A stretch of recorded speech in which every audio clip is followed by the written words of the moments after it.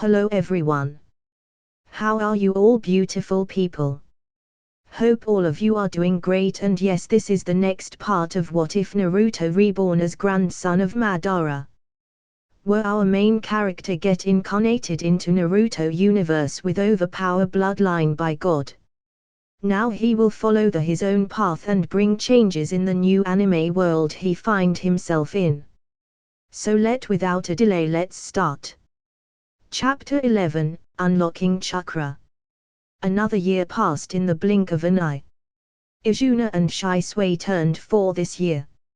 It is the month of October, as 4 months passed by since the birth of Itachi. Fugaku threw out a clan-wide celebration party as every clansman from old to young was involved in the celebration. The majority of my time passed in escaping from the clutches of aunties and grandmas who like to pull my cheeks. Last week, Shisui celebrated his 4th birthday and only family members were invited to the celebration. I got to tease Shisui a lot this time. I was very excited today and was unable to hold my excitement as a smile would bloom on my face from time to time. Because today was the day, Father promised to take me out to training grounds to awaken my chakra. My training can start now and I will be able to grow stronger and surpass everyone one by one. Nii-san, that's creepy. Stop smiling like that. Shisui, have you taken a pledge or something to break my sweet dream? Today, both of us will awaken our chakra, which means we will be able to become a real ninja. A cute smile bloomed on Shisui's face as he curled up his lips and smiled eagerly. Yes, I will become the best ninja in the world and would make Uchiha clan proud. I sighed and shook my head. In the original story, you were used and disposed of by Danza, thus that dream of yours was left unfulfilled. But in this timeline, you have me. I will help you rise to become one of the top powerhouses of the world. I promise you, Shisui. So, are both of you ready? Our thoughts were interrupted by Uncle Yagami, who came to pick us up. Where is my father, Uncle Yagami? Oh. Akira went to the ninja weapons store to pick up some chakra papers. We will test your chakra nature too while we are at it, so we can train you more effectively in your chakra natures. Yagami replied as he led us out of the Uchiha clan compounds. I stared curiously around as I asked Uncle Yagami. Uncle Yagami, why are we moving out of the clan compounds? Won't we awaken our chakra in Uchiha training grounds? Yes, Father, why are we moving out from the clan compounds? We were about to awaken your chakra in the Uchiha compounds, but Hokage-sama requested to watch the chakra awakening of the genius of Uchiha in his presence as goodwill towards the Uchiha clan. So, your uncle Fugaku would also be present. I thought about this matter and snorted in my mind. This is yet another plot from that Danza. He wanted to test the potential of the new generation of Uchiha and wanted to detect the threat we possess to him. I am sure it was he who requested the Hokage to watch us while he secretly monitors us from the dark. Uncle, why the Hokage-sama wanted to watch some kids like us awaken their chakra to strengthen the bond with our clan? This doesn't make any sense, I probed. Yes, Father, how come a powerful shinobi like Hokage-sama have time for us little kids? Shisui chimed in. I gave a mental thumbs up to Shisui. Shisui, good job. Yagami hesitated for a while before he spoke. Apparently, from what I heard from Fugaku, this was the idea of one of the village elders during the annual village meeting of heads of various clans, and after some thoughts, the Hokage and Fugaku agreed to it. So, here we are.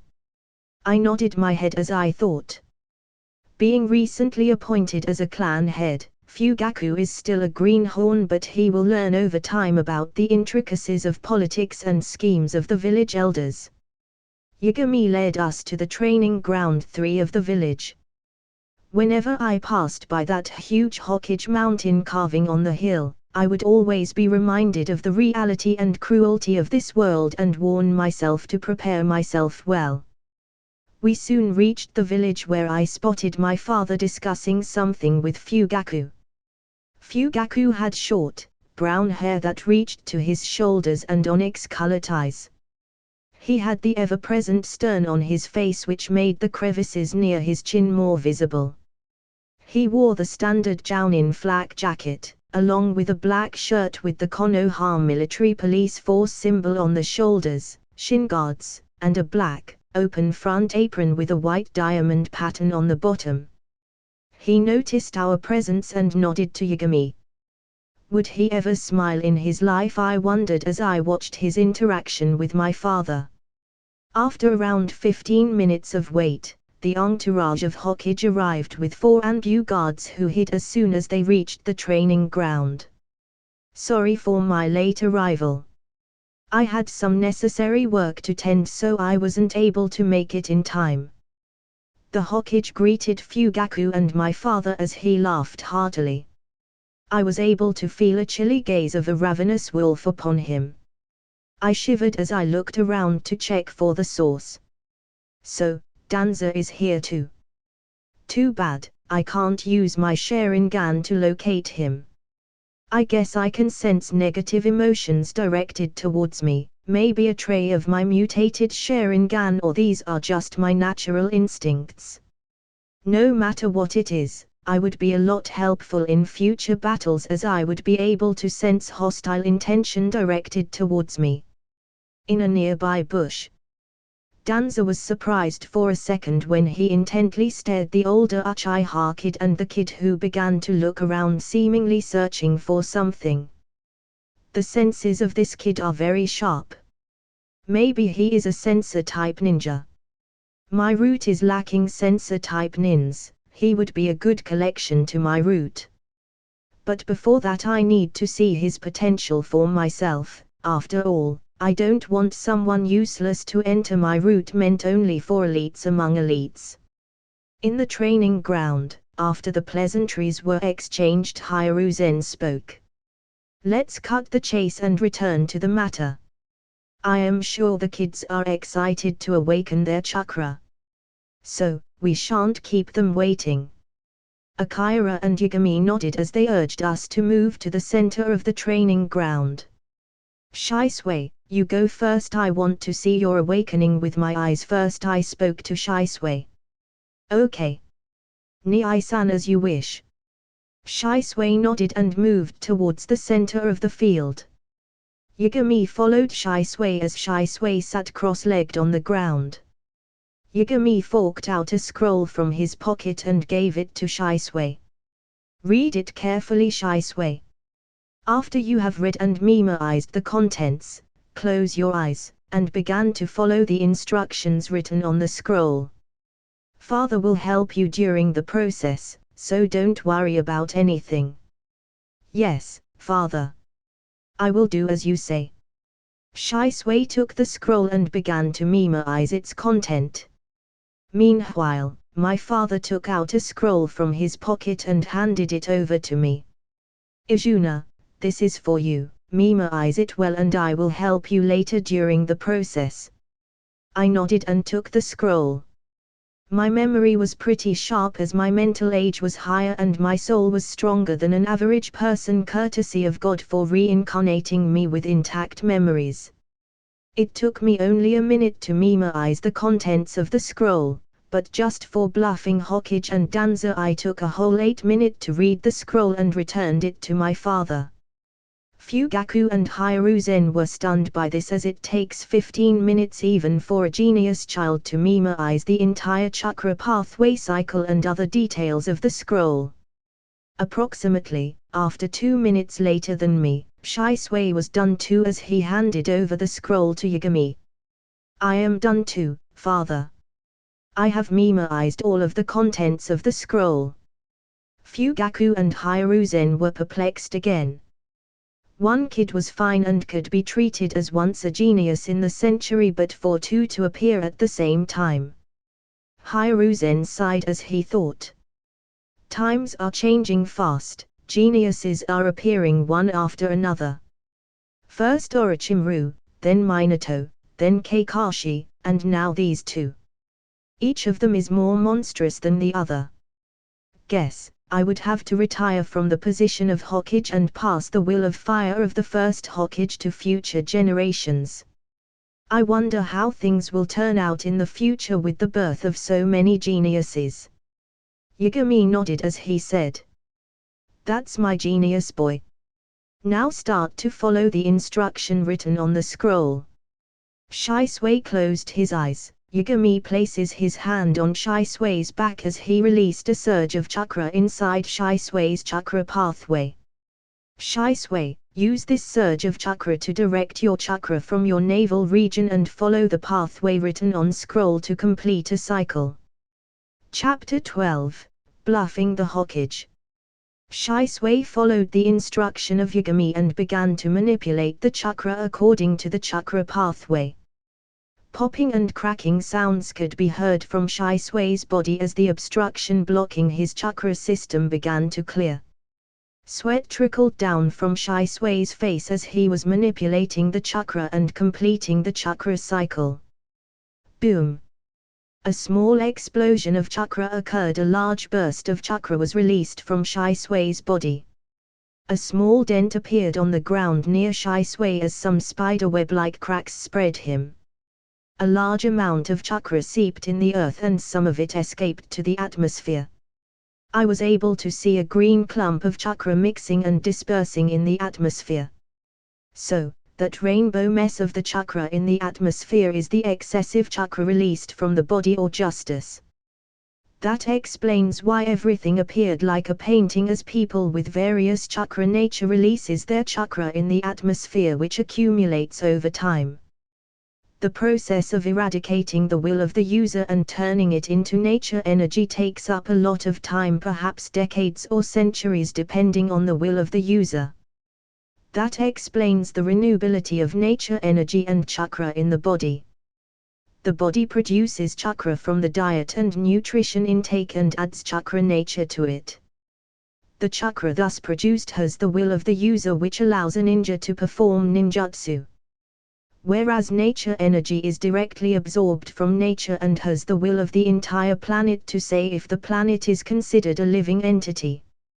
Excessive intake of this energy will overwrite the will of the user's chakra with the planet's will and change their chakra nature. That explains the process of turning into stone when an excessive amount of nature energy is absorbed. Only people with large amounts of chakra can master Sage Mode, as the will in their chakra overpowers the will of the planet and thus they can use it as their own. The Sage energy contains the potent energy of the entire planet, thus granting extraordinary strength and resilience. Also, Sage energy doesn't have any elemental type, so it works against justice, which has elemental resistance or immunity. The case of Obito as a ten-tail Jinchuriki was a prime example of this. I wonder what kind of changes will occur to me when I will use Sage Mode. After all, I have an affinity for every element. I dismissed my thoughts and focused on the chakra awakening. Shisui was panting as he unlocked his chakra. He breathed heavily for a while before he replied. Father, I unlocked my chakra. Now, I can learn ninjutsu and become a ninja. Being a ninja isn't all about chakra and ninjutsus. You have a focus on another aspect too if you want to become a spectacular ninja. Yagami taught Shisui, but there was a smile on his face. Okay. Now come here and infuse your chakra in this chakra paper. We will test out your chakra nature. Yagami handed over a chakra paper to Shisui. I was also curious to know the chakra nature of Shisui, as I forgot such minor details from the story. I could tell that Shisui had fire release and wind release, but I curious to know about his other chakra nature. Shisui grabbed the chakra paper and infused his chakra into it. The paper split into 3 parts. One of the parts caught fire and turned to ashes. The second part wrinkled and the third part remained as it is. So, Shisui has 4 chakra natures, I murmured to myself. Hokage and the rest of the people were stunned to see this development. Shisui was confused about the details as he gawked at Yagami. Yagami coughed and explained. Shisui, you have an affinity for 4 nature transformation. 3 of them are elemental nature transformation and the remaining 1 is the non-elemental nature transformation. Shisui asked again. Father, what affinities do I have? Can you explain it to me? Yagami nodded and explained. When you infused your chakra into the chakra paper is split into 3 parts, which mean you have wind affinity or wind release. The wind chakra is very sharp and tends to cut things. Then, one of the split paper caught fire and turned to ashes. This means you have a fire affinity or fire release. The Uchiha clansmen are born with a fire affinity. The second part of the paper was wrinkled by your chakra, it demonstrates the lightning release. The third part of the paper remained as it is, which demonstrated the non-elemental nature transformation of yin or yang release. In the case of us Uchiha, the Sharingan is unlocked by our unique chakra, which in turn is caused by the unique yin release of our Uchiha's spirit and chakra. So, your last affinity is yin release. Fugaku and Hiruzen congratulated Yagami. Congratulations, Yagami. Your son is a genius born with 4 chakra nature transformations. Ha, now I am more curious to see the chakra nature of the genius boy of Uchiha, known for an excellent memory and his intelligence. Hiruzen stared at me as he spoke those words. In the nearby bushes, Danza was excited to see the chakra affinity of Shisui. I must get that boy to join Root at any cost. He would become a valuable tool for my plans. I must recruit him at all costs, even if it means going against Hiruzen or Uchiha clan. But before that, let's see the chakra affinity of the other little guy, the supposedly genius of the Uchiha clan after the ghost of Uchiha. Now, it was my turn to unlock my chakra. I was excited as after this I could start making use of my second boon for real. I went to the center of the field and sat down. My father placed his hand on my back as he spoke. Just calm down your nerves and follow the chakra pathway. I will release a surge of chakra in your body. I nodded as I closed my eyes and began to feel the changes in my body after my father released his chakra in my body. The chakra released by father went inside my body as my body began to resist the external chakra. I calmed down my nerves as I let the chakra interfere with the dormant chakra in my navel region. When father's chakra approached my chakra, the dormant chakra reacted violently as it roared and began to flow through my chakra meridians or veins. Akira was pushed back by the sudden violent storm of chakra. He retreated further, looked at Izuna in surprise. The mouth of Hiruzen, Fugaku, and Yagami was wide opened as they stared at Izuna without blinking their eyes. A huge storm of chakra visible to naked eyes gathered around Izuna as it ground the ground near him, creating a crater with Izuna as the center. The Anbus were alerted as they came out of their hiding and looked at the massive storm of chakra. Inside the storm of chakra, Izuna silently cycled his chakra along the pathway written in the scroll. Popping and cracking sounds emitted from his body as his chakra destroyed all the obstruction blocking its flow. The potent chakra of Izuna cleared all the obstructions as it continued to repeat the cycles. After 4 and 5 cycles, the violent storm of the chakra calmed down as a soothing feeling filled his body. Izuna inspected his own body as he felt strength coursing through his body. So, this is what it felt after you unlock your chakra. It feels like I have endless energy. My chakra capacity is equivalent to 1 tail and thus I have lots of chakra. So, that's why Naruto was so hyperactive. He had lots of energy to spare for his pranks and mischiefs. As I was lost in pleasure after unlocking my chakra, reality poured cold water upon me as it dawned on me. Damn. That Danza and Hiruzen are inspecting me. What should I do now? How to explain this to me? Maybe I should feign ignorance for now and how a kid is supposed to know about such stuff. But I should be wary from now on and try to never catch the eyes of Danza. Remaining calm and low-key is the way to go until I gain enough strength. After that, I will pay back to them multifold and will fully demonstrate my strength. My sweet bubble of dreams was busted by the crooning of an old goat with a goatee. Fugaku, what was that? Were you able to notice something with your Sharingan? Fugaku was perplexed by the question of Hokage, but he dismissively nodded his head. My vision was blocked by that huge burst of chakra. So, I wasn't able to notice any abnormality except that this kid Izuna had large amounts of chakra. If my guess is correct, his chakra reserve is almost equivalent to a high Jounin. Yes. I think so too. The genius of Uchiha didn't disappoint us at all. He would be a valuable asset to the village and will carry the will of fire of First Hokage much brighter than anybody else. Hiruzen spoke as he walked towards me. Kid. What's your name? He forked out a sweet candy from his pocket and passed it to Izuna. So, here it comes, the famous sugar-coated words of Hokage which he used to bluff young children. If it was my previous world, the children there wouldn't even look at this shady guy and would immediately begin to cry and create a ruckus that could be heard from half the city away. He thinks he can bluff anybody with these outdated lines used by kidnappers to entice children during the late 90s. Chapter 13, The Light Element. I will play along with you, old man. After all, I don't want someone to be head over heels on me for some crappy reason.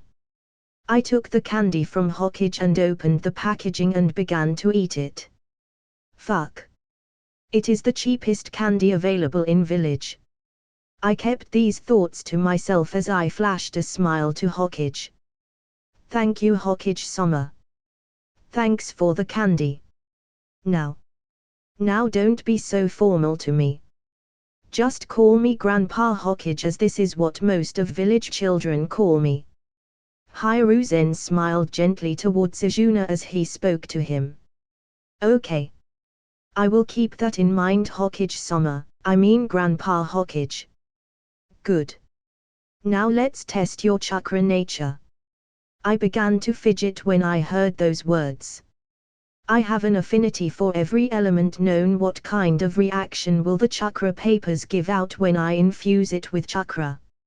Akira nodded towards Hokage as he fished out a chakra paper out of his pocket and handed it to me. I looked at my father as I muttered. Father. I don't feel well. Can we do the chakra paper test another day? Akira had a troubled look on his face when he heard my words. He hesitated for a while before he eventually decided. Okay. I will talk to Fugaku and Hokage-sama about it. I nodded with joy at my father as I acted the part of feeling unwell and slumped on the ground. My father immediately caught me as he spoke to Hiruzen and Fugaku. Izuna isn't feeling well, I will take him back home. He will be fine after resting for a while. If you want to know about his chakra nature, I will test out and tell you later. Hiruzen waved his hand and said. It's fine to go take him home to rest. It is nothing of major importance. You can report it anytime. Akira nodded to Hiruzen and Fugaku as he piggybacked me and dashed towards the Uchiha clan. What happened to that kid so suddenly? I only gave him 6 months old candy to eat, which I usually carried in my pocket. Was there anything mixed in the candy or it was stale? Hiruzen thought about the matter. Meanwhile in the nearby bushes. Damn! That Uchiha brat left without showing his chakra nature. I must place root and bus to keep an eye on both of these kids. Although I can't monitor them inside the Uchiha clan, being able to track their whereabouts outside the Uchiha clan compounds is fine by me. If I can control these two Uchiha brats, then I will be able to control the entire Uchiha clan in the future. The position of Hokage would be in my grasp soon. Danza signaled his root and bus to retreat to headquarters, as he disappeared from the spot. Yagami together with Shisui in his arms flickered out from the training ground. I and father reached home as mom welcomed us back. She was worried to see me lying on father's shoulders as she asked, "Are you all right, Ajuna? Come, mama will take care of you." Aiko snatched Ajuna from Akira as she began to cuddle with him. "My boy is a real ninja now. You must be tired from unlocking your chakra, now go and rest. Mama will prepare your favorite food at dinner tonight." I slowly wobbled to the bedroom as I pretended to be tired. Once I entered the room, I jumped on the bed and silently shouted in my mind, "Finally, I can train in ninjutsu." Gone were the days when I had to helplessly wait for ninjutsu training. Now from which element I should start with?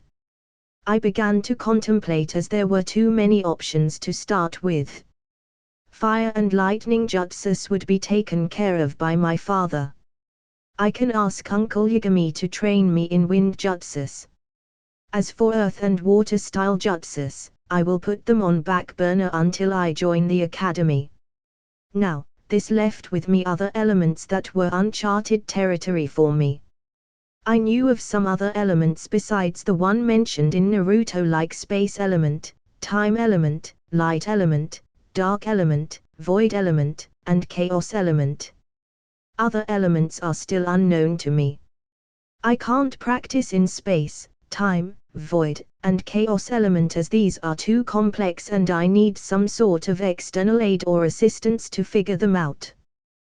That leaves me with light and dark elements. I think the light element would be easy to master compared to the dark element. The number of hours I spent on learning the properties of light in physics sure would come to use here. I would have never thought that such a thing would happen when I slammed my head in those physics books to prepare for the college entrance exam. Light can be used in a variety of ways. I can adjust its wavelength to manipulate the effect on the surroundings. There are infrared rays, ultraviolet rays, gamma rays, microwaves, radio waves, and whatnot. The possibilities are endless. But I need to figure out my necessity for now. I want to evolve my Sharingan as soon as possible while hiding it from the eyes of everyone present out there. Maybe I should try mastering optical illusion first. I can bend light around my eyes using the phenomena of refraction and dispersion to create an illusion to hide my Sharingan. But there is a catch in this technique. Any Uchiha or Hyuga would be able to see the infused chakra around my eyes and would be able to figure out the use of ninjutsu. I would have to figure out a way to disrupt their senses. I laid on the bed as I was trying to figure out a feasible way to hide my Sharingan. Wait a sec. I am a retard. How could I forget about the genjutsu? It will easily synchronize with the light element and enhance the genjutsu. So, I can cast a small genjutsu around my eyes using the light element, which makes people believe that my eyes are normal instead of Sharingan. And the best person to learn genjutsu is right at my house. Mother would be the best teacher to teach me genjutsu. I locked the room from inside and activated my Sharingan as I laid on the bed and began to recall the hand seals required for the fire style, Great Fireball technique. I want to surprise my father by performing this jutsu on my first attempt and thus force him to teach me more jutsus. Learning the Shadow Clone and Multi-Shadow Clone jutsu would be a good start as it can exponentially increase my chakra training and other sorts of training. For now, I should just train in the basic chakra control technique. I insert my hand in my pocket and took out a bunch of leaves I plucked earlier. I will practice the leaf concentration exercise till dinner. It is a very good exercise for a beginner like me who knew almost nothing about the chakra control. I placed the leaf on my forehead as I began to concentrate my chakra and focus on the center of the leaf. It is a common exercise taught in the academy and I don't want to spend most of my time in the academy learning beginner's stuff. Kakashi was able to graduate from the academy at the age of 5 and was promoted to Chunin at the age of 6. This news created a shock among villagers as they marveled at the abilities of Kakashi. Kakashi had too much potential and talent, too bad he wasted it on a grave. Kakashi is 9 years old now, 5 years older than me. Uncle Sakumo is still alive, he is yet to fail on his mission and commit suicide. If possible, I want to stop him from dying. In the future, he could be a good alternative for Danza.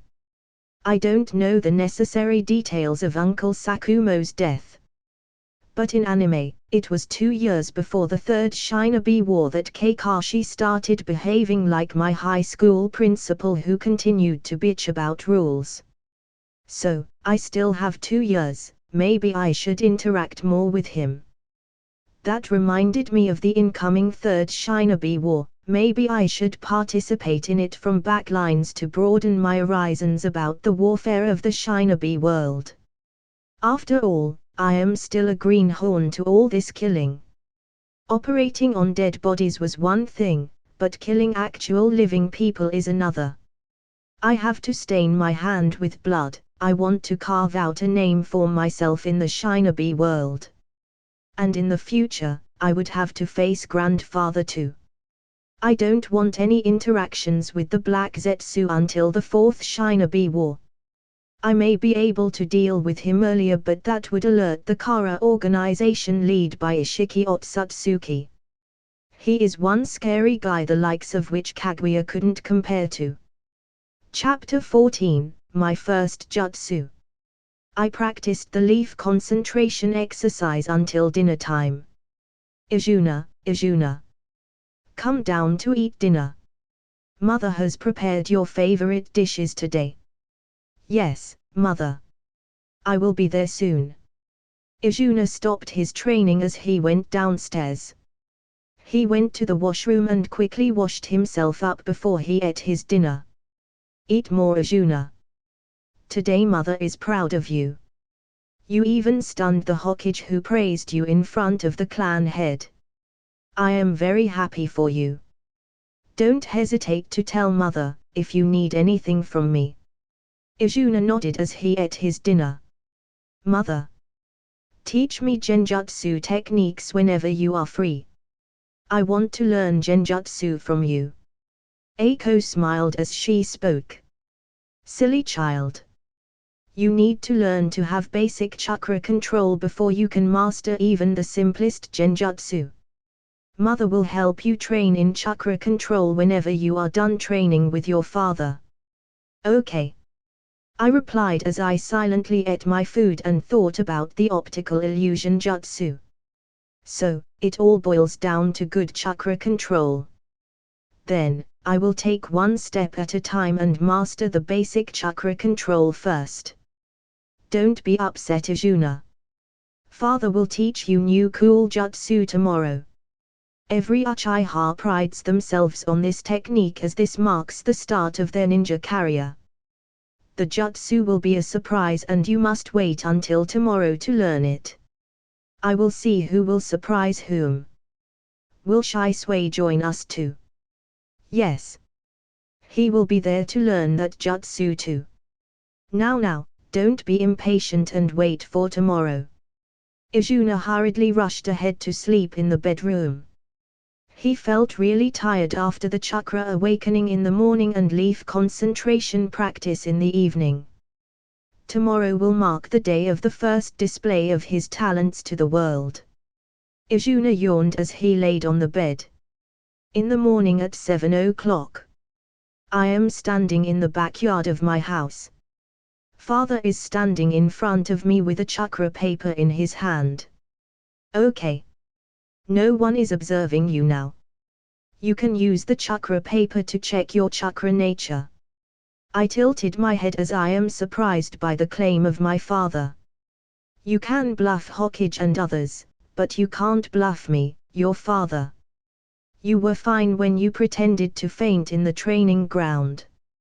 I was able to notice it in the first instant, but I played along. Akira questionably looked at me as he inquired. So, tell me now, what was it that made you pretend to faint? Don't lie to me, as I would be able to detect it. Akira activated his Sharingan as he looked at Arjuna. Damn it, father. Is this a fucking FBI investigation? Why would you have to activate your Sharingan? I made a cute puppy face as I looked at my father with teary eyes. Akira's face flinched for a second before he retained his serious expression. Lies. All of those were lies. What puppy face, what teary eyes. Even a grandma won't throw you a bone with such a face. Those novels and animes overrated this puppy face technique. Guess, I will have to figure out another way to convince my father. I will speak the truth with a bunch of lies mixed within. Father. When I was in the training ground yesterday, I felt like someone was observing me very closely. So, I pretended to faint as I was really afraid. I answered as I began to shed crocodile tears. My father took the bait as he consoled me. Don't worry, Arjuna, you weren't the only one who felt like that. I also felt like someone was spying on us yesterday, but I paid no heed to it yesterday as Hokage-sama was present there. I assumed that the person was one of his men. Well. Father had sharp senses. I beg to say even Hiruzen wasn't aware of Danza's presence. But father was able to feel the spying eye of Danza. Guess, he is Madara's son. He had talent but lacked the knowledge of his legacy until the death of grandmother. So, there was no motivation for him to push forward. Madara was able to grow so powerful because he had a rival in the form of Hashirama Senju, and those were warring periods with constant wars and bloodshed. I will become my father's motivation and convince him to train harder. Okay. Enough of the chit-chat. Now test your chakra nature or we will be late for your jutsu training. Akira took out the chakra paper and handed it over to Arjuna. I grabbed the chakra paper. To be honest, I was curious to see the reaction of chakra paper on contact with my chakra. I infused a little amount of chakra in the chakra paper. The chakra paper disintegrated into nothingness, as not even a speck of its dust was left. Akira was stunned. I was stunned too, as I expected the chakra paper to go bonkers with all kind of shit like fire, water, earth, lightning, wind, space, and all. But this, what the heck? Try again. Just try again. The previous chakra paper might be a defective one. Father took out another chakra paper and handed it over to me. I tried to infuse chakra again into the paper, but the result was the same. It disintegrated into nothingness. This father, what is my chakra nature? I joked to hear the response of father. Father muttered some incoherent words as he nodded to himself. Don't mention this event to anyone. When I mean anyone, not even Shisui, and your uncle Yagami. Just tell others your chakra affinities are the same as Shisui. Now, let's go to the Uchiha Lake to practice your first jutsu. Okay. Now I am genuinely confused. What the heck? What kind of fantasies did father think of? I am curious to know about them. We arrived at the Uchiha Lake. Uncle Yagami and Shisui were waiting for us. Why are you so late, Nii-san? I have been waiting for you for a while now. Shisui puffed up his cheeks as he angrily asked me. I patted Shisui's head as I answered to him. I was late because my father was testing my chakra affinity. Hey! Nii-san, what are your chakra affinities? I want to know about them too. Oh! They are the same as yours. I also have fire, lightning, wind, and yin release. Okay, aren't you excited about your first jutsu? Yes, Nii-san, let's learn the jutsu. Uncle Yagami nodded to us as he approached the bank of lake. He quickly made a few hand signs. Fire style, great fireball technique. Uncle Yagami spewed a large fireball that burned for a while and evaporated lots of the lake's water. The fireball released was far smaller than the one I saw during the confrontation with the Iwa ninjas. I suppose he infused a lot less chakra in the fireball. Shisui gaped at the sight of fireball with twinkling eyes. I will try first. I have memorized the hand signs for the fireball. I spoke after Uncle Yagami was done with the fireball jutsu. I went near the bank of the lake and weaved hand signs for jutsu in quick succession. Akira and Yagami were stunned by the fluidity of hand signs of Izuna. The movements were almost similar to those who had practiced the jutsu a lot. Fire style, great fireball technique. I spewed out a large fireball larger than that of Uncle Yagami's as I used 1/10 of my chakra reserves. The fireball extended till the end of the lake as it evaporated almost the entirety of the lake, leaving only some water patches behind. Akira and Yagami were shocked to see the jutsu succeed and they congratulated me on success. Well done. Izuna, you succeeded on your first try. Nobody was able to that in the Uchiha clan. Many people required at least a week of training before they could cast the fireball jutsu, and your fireball was stronger than the average fireball. I was happy for successfully casting my jutsu but was sad to see only an above average fireball after exhausting 1/10 of my chakra reserves. Wasteful. Too wasteful. My chakra control is very poor. If my chakra control was good, I could save up to 75% of chakra in the previous jutsu. After this, I will ask Mom to train me in chakra control. I came out of my thoughts as I looked in the direction of Shisui. Shisui went near the bank of the lake and slowly performed the hand seals. He gathered some chakra and released it. Fire style, great fireball technique. A small ball of fire came out of his mouth which dissipated after traveling a little distance. Shisui was sad to see his small fireball as he complained. Why my fireball is so small? Whereas Izuna Nii-san's fireball was many times bigger than mine. Yagami consoled him, don't worry, I am sure you would be able to do the same after a little practice. Shisui nodded as he began to practice the fireball technique.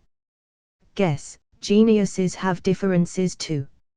Itachi was able to perform the fireball on his first try. As for me, I am a cheat, not a genius. I shook my head as I approached my father. Father, teach me shadow clone jutsu. I spoke directly without any roundabout manner. My father was surprised by my request as he questioned.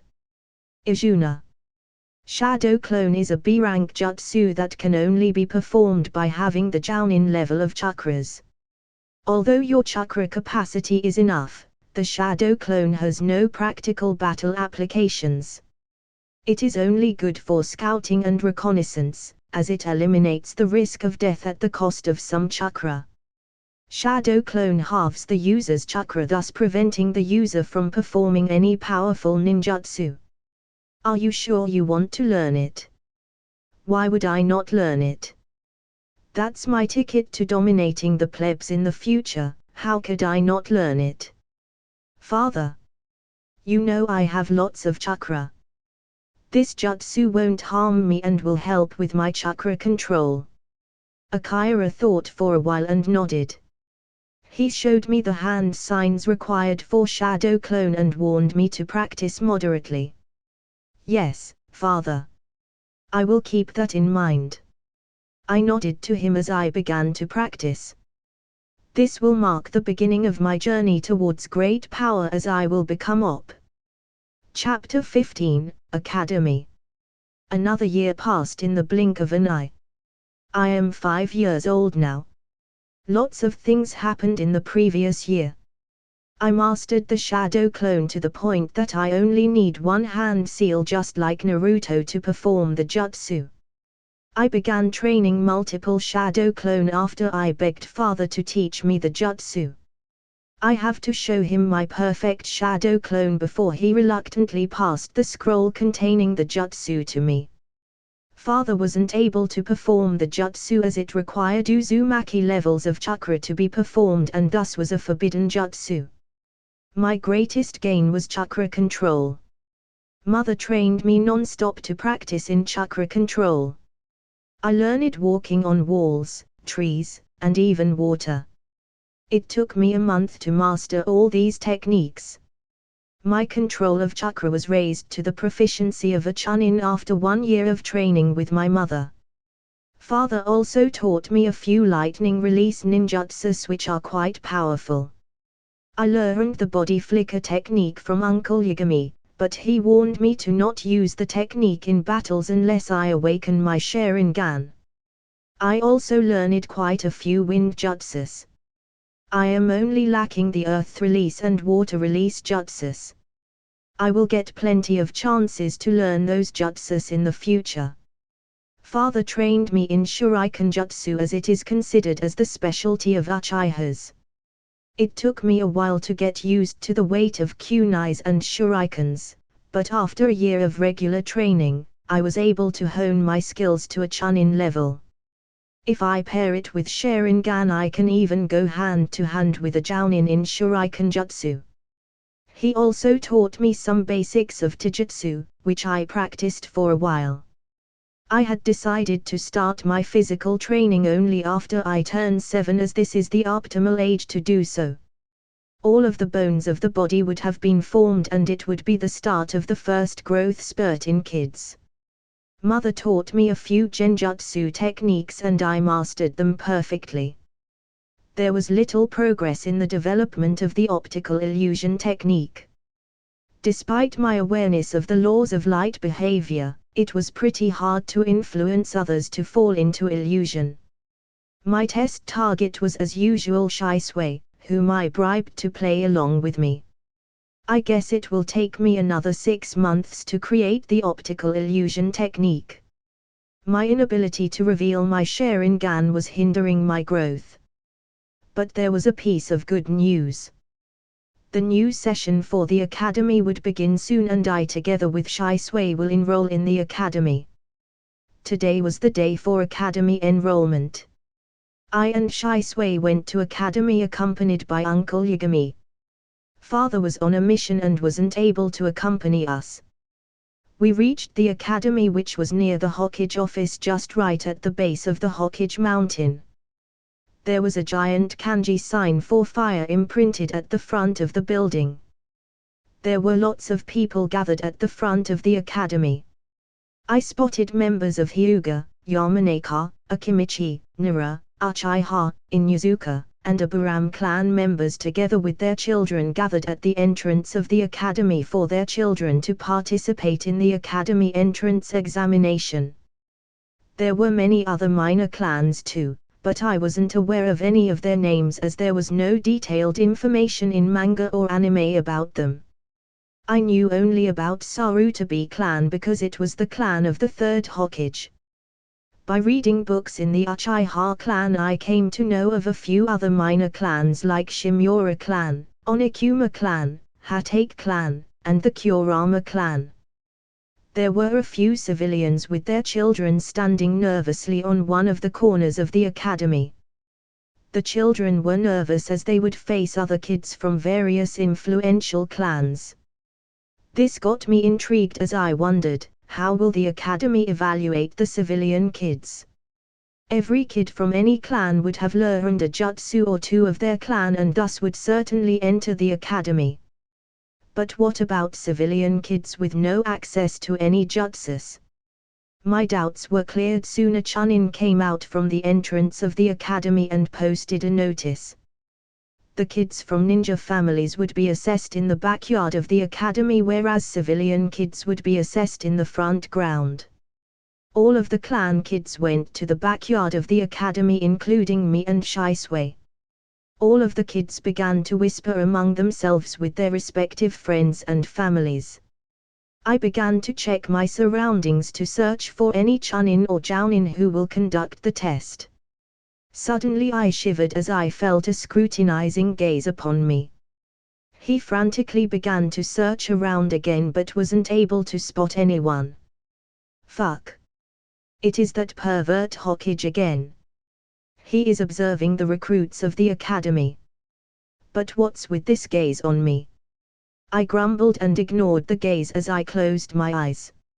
In the Hokage office, Hiruzen was perplexed when he noticed the Uchiha kid searching for something the moment he laid his eyes on him. The kid can sense my gaze on him. What a monster! Such chakra sensitivity at such a gaze. I shall train him as one of the possible candidates for the Hokage. This kid has too much potential. I won't allow Danza to recruit this kid. He is mine. I mean he will be in my care. I felt a chill run down my spine. Somebody is having unhealthy thoughts about me. Must be Danza for sure. It can be that pervert too. I am not sure, but it is one of them. I was able to figure out about my ultra-sensitive. It is neither a Kekai Genkai or instinct, it is because of my strong soul blessed by God. I can somehow feel any negative intentions against me. Clap, clap. Our attention was gathered by a chunin who began to announce academy rules. Not everyone can enter the ninja academy. Some of you will be recruited in the academy, but some of you will be failed. Now listen to the academy rules. Rule number 1. All of you are required to love the village and help to preserve village's peace and prosperity. Rule number 2. All of you should have a firm and unyielding mindset that can endure the hard training. Rule number 3. All of you should be healthy in both body and mind. Now we will conduct your test to determine your qualification. Follow me whenever your name is announced. The academy entrance exam thus began. Honestly, I wasn't anticipating too much from this exam. I have suffered more in my previous life where I have to compete with a million other students, just to qualify for the college. Compared to that, honestly, this is child's play. Well, I am a child after all, but still, this exam would be a breeze and I can graduate at the same time if I want to. But that would be pretty suspicious. I will at least spend 6 months in the academy before I request for graduation. Soon, it was my turn as the chunin called my name and I walked away with him. He took me to one of the closed training halls as there were 3 chunin instructors seated on a chair, and surprisingly on the middle seat sat the Hokage himself. He smiled at me and gestured me to sit on the seat in front of him. He gently questioned me. Why do you want to become a ninja? I want to become a ninja to grow strong. So, I could protect my loved ones from any harm. I unhesitatingly replied. Hiruzen nodded to himself as he further asked. What are your thoughts about the village? Oh. He wants to test my character, so he phrased his question in such a way. But old man, I have no qualms with the village. This village was founded by my grandfather when he wasn't manipulated by Black Zetsu, so I will fulfill his wishes and protect the village. Though I have a different opinion about the people of the village. I will protect the village whenever the village will face any danger. What will you do if you failed the examination today? Is he trying to pull an Ibuki Morino on me? Then I will try in the next examination and will succeed. Hiruzen nodded as he was satisfied with my responses. A good seedling indeed. He then instructed the Chunin instructor to test my taijutsu, ninjutsu, or genjutsu talent. I performed well in taijutsu as I fought with a Chunin and suppressed him when the latter was holding back to the level of a genin. For the ninjutsu, I performed the signature Uchiha Fireball Jutsu and immediately passed. The Chunin instructor trapped me in a genjutsu which I quickly dispelled and even reversed on the Chunin who was caught off guard. Such proficiency would have easily graduated me from the academy. I have to show some talents if I want to graduate early. My only weakness was taijutsu, which I will practice soon. The exam came to an end as I was passed and the Chunin instructed me to arrive early the next morning for the opening ceremony. Hokage-sama, that kid is already as strong as a genin. Hiruzen nodded as he replied. The academy isn't just about battle capability. Kids needs to interact with each other and also learn subjects from academy. This may seem redundant during wartime, but for now, kids still needs to grow under a stable environment and foster positive feeling for village. The Chunin silently nodded his head as he stared at Ajuna's departing back. I walked out of the training hall as I anticipated my academy days in the ninja world. Chapter 16, First Day of Academy. Next day we arrived early in the morning. There were lots of children gathered in the front training ground of the academy waiting for the commemoration of ceremony. After half an hour, when all of the students were present there, the ceremony started. It was a boring event and I felt like sleeping when the Jounin and Chunin instructors gave their speech. Now, it's time to end the ceremony. I opened my eyes as I yawned when the announcer announced this news. But before that, our respected Hokage-sama will give a speech to the future ninjas of the Konoha. The surrounding clapped and cheered when Hiruzen wobbled over to the stage. So, it will be his usual will of fire bullshit. To rile up young children to give their life for the sake of the village. Like, come on. Almost 50% of the population is ninja in the village and the rest are civilians, and what he means is to risk the life of half of Konoha's population to save the life of the rest 50% of the population who can't take care of themselves.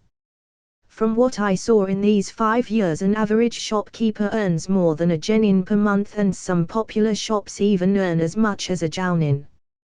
Where Jounin have to put his life on the line to do a few A-rank missions to get the money, and a portion of the money provided by the mission would be taken by Hokage office as maintenance fee, and the rest half would be divided equally among team members depending on their ninja rank. The Hokage continued to rant on as I tried to figure out the reality of the situation. Also, if the ninja is from a clan, he has to pay some of the mission money to his clan to fund the clan. After all of these cuts, what is left is a meager sum of money. If I open a weapon shop and start to sell some ninja tools, I wonder how much money would I earn. Then my story would be the birth of a business mogul in ninja world. Till now, I haven't heard of any ninja getting extremely rich by doing missions. To be realistic, any person, be it Chunin or Jounin, can't complete missions non-stop. I observed my father in previous 4 years and came to a conclusion. Any Jounin can only opt for a B rank or above mission unless he is a genin instructor. The C and D rank missions are reserved for Chunins and genins. An average B-rank mission usually takes a week to complete and the ninja needs to relax for a minimum of 3 days to recover from fatigue.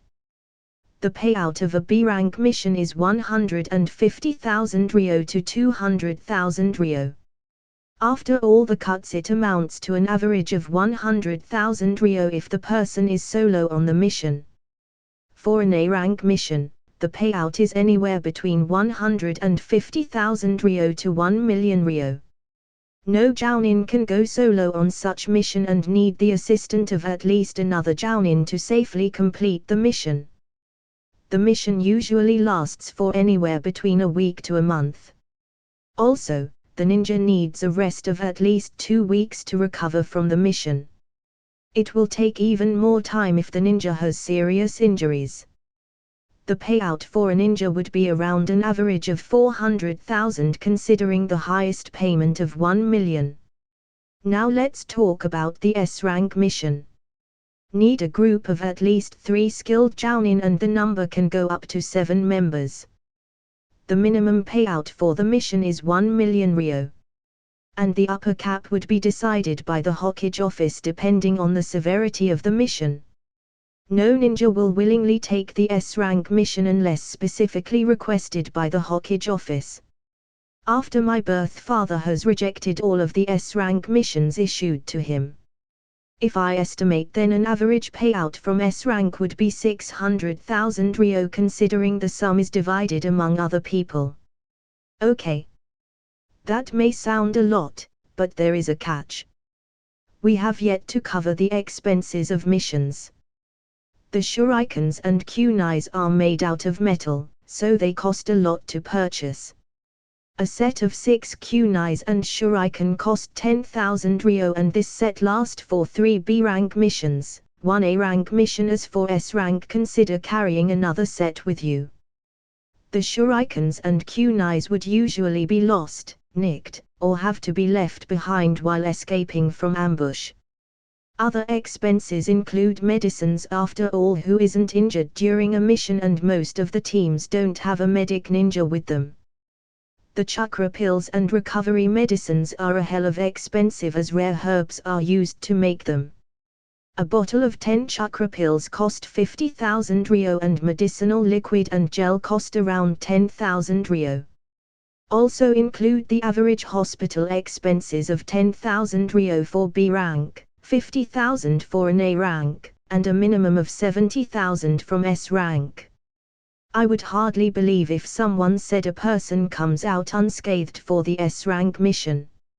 Such a person would easily be near Kage level and could easily steamroll a bunch of Jounin. When I figured out such a thing, I began to question the sanity of peoples and laughed at myself as I would soon join the madness. I am pretty sure the higher-ups of various clans are aware of this thing but they choose to shut their mouth as they need to sustain the clan. Also, if everyone just sat at home and opened a shop or two, then they will become degenerates who need babysitting like civilians and thus would lower the power of a clan. Only disabled and old person was allowed to open a shop in any clan compounds. This is the rule enforced by clan. The speech of the Hokage ended as we were dismissed to our respective classes. I walked over to the notice board and checked for my class number. My class is on 1B whereas Shai Sui's class is on 1C. The selection of the class was random and no class was filled with geniuses. Too bad, Niai-san. Our classes are different, I won't be able to stay with you. Shai Sui complained. You can always meet me during lunchtime. I consoled Shai Sui. I searched for my class and found it after fumbling for a while. I entered the class and sat at the edge of the class close to the window. There was a podium in front of the blackboard and the desks were arranged in ladder steps increasing the height of the last row and thus making the face of every student visible to the instructor. Students continued to enter the class and the class was almost full. There was no sign of an instructor anywhere. My good looks earned me the favor of many girls as they continued to pester me about my name and hobbies. Many of the boys were jealous, but I was irritated by this continuous pestering of bothering. I replied to a few girls during the start, but after that, I stopped bothering them as I gazed out of my window. A few civilian kids were jealous of me and thought of teaching me a lesson as they approached me. One of them placed his foot on my desk as he barked. "Hey! You spiked chump! Go away from this seat. I and my friends will sit here." Honestly, I am quite stunned by this development, as I thought, "Hey, buddy. I never bothered with you, why you want to make my life miserable?" I ignored them as I continued to gaze outside the windows. All of the nearby civilian kids were anticipating a fight as they murmured among themselves. "That kid is going to get beaten and taught a lesson. Who told him to impress so many girls? Nani the fuck? How I offended you all. I don't have any interest in these small lolis. Honestly, aren't you all too young to think about such matters?" In my previous world, due to modernization, this could be considered normal, but here it looks weird. But I can guess the sentiment of these sheltered kids. Also, do all of you honestly believe that they will flower me? I looked around to see the reaction of kids from clans. Most of them were lazing around and muttering among themselves. They were honestly not bothered by this show. I guess everybody here is the protagonist and I am the mob who gets picked on. Why you do this to me? Now I have to bully you all. I guess I will go full hentai on you all and unleash tentacle monster on you guys. Will it break their mind? Who cares? I am not a soft persimmon. This will serve as a lesson for them. These civilian kids are too full of themselves. I remembered from the anime they surrounded the clone of Itachi to teach him a lesson, but he kicked their asses. Also, civilian kids used to surround and bash Naruto often. Guess, I will teach them what their parents weren't able to. Chapter 17, Abusing Some Civilians. I turned around to face these kids as I covered my eyes with my half-developed light style, optical illusion. It was sufficient to hide my Sharingan from a bunch of kids and I couldn't feel the presence of any pervert peeking on me. Light began to refract near my eyes as it created an illusion of normal eyes. I activated my Sharingan as I gazed at these plebs and muttered. Hentai style, cough. Cough. Uchiha style, tentacle touch. I cast a genjutsu on them as the kids stopped their movement midair. They retreated a few steps and stopped. I ignored them as I continued staring out of the window. The civilian kids began to sweat buckets as they stood there like a statue. The other civilian kids were stunned by the development of events, as this shouldn't be how the script should go. You should get rough with each other, exchange some hot-blooded punches and finally sprawl on the floor. The clan kids had an expression like "that's how it shall be," but still there was a surprise on their faces. They were aware of my clan as the symbol of Uchiha clan, which says "don't mess with me, I am hot shit," is imprinted on the back of my black t-shirt. A foul stench was released in the class as the civilian kids peed and pooped in their pants. I made a small windscreen around me to block the foul smell and directed it towards those other civilian kids who mocked me earlier. Yes. I am a cheap guy. Whoever insults me, I return it twofold back to them. The civilian kids stood there paralyzed like a statue as fear was apparent in their eyes. I closed my eyes as I began to plan out for my evening training.